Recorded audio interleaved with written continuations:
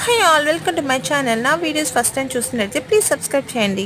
So ఇక్కడైతే నేను బ్రేక్ఫాస్ట్కి వచ్చేసి పొంగనం దోశ అయితే చేస్తున్నాను. నార్మల్గా గుంత పొంగనాలు చేసుకుంటాం కదా, సేమ్ ఇదే ప్రాసెస్ అనమాట. దాంతోనే మనం గుంత పొంగనాలు చేసుకోవచ్చు, లేకపోతే పొంగనం దోశ వేసుకోవచ్చు అనమాట. సో ఎక్స్పెషల్లీ మా కడపలో మేమైతే గుంత పొంగనాలని అంటాము. సో సమ్ ప్లేసెస్లో పుల్లుంటలు అండ్ తమిళనాడు అయితే పనియారం అని అంటారు. సో కొంతమంది ఏమంటే పసుపు యాడ్ చేయరనమాట. మేమైతే కంపల్సరీగా ఎల్లో ఇష్ రావాల్సిందే, అండ్ పసుపు అయితే ఖచ్చితంగా వేస్తాము. సో గుంత పొంగనాల్ని మీ ఊర్లో ఏమని పిలుస్తారు, అందులోకి కాంబినేషన్ ఏం యూజ్ చేస్తారు అనేది నాకు కామెంట్ సెక్షన్లో కామెంట్ చేయండి. బట్ మా కడపలో అయితే పొంగనాలకి ఎర్రకారం అయితే కంపల్సరీ అనమాట. ఖచ్చితంగా ఎర్రకారమే యూజ్ చేస్తాము, ఇంకేం చట్నీస్ ఉండవు. ఈ రెసిపీ తెలియని వాళ్ళు ఒకసారి నా లాంగ్ వీడియోలో పోస్ట్ చేసేసాను ఆల్రెడీ, ఒకసారి చెక్ చేయండి. ఈ వీడియో కూడా నచ్చినట్టయితే please do like, share, subscribe. Thank you.